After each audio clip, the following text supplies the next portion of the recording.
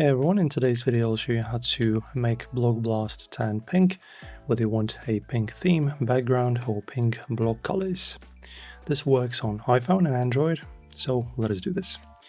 So what you have to do pretty much is reload your game until you get the pink ones. So you go, let me just turn off the sound, you go settings and then replay until you get all pink. Let us do it. Alright, so just keep doing it until you get it, it's not that hard. You're just going to have to hit that chance.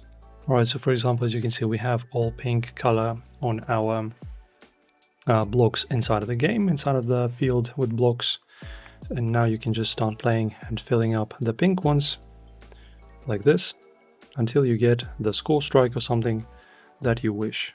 Also, we can go to the theme menu, press on the settings and then go to skin.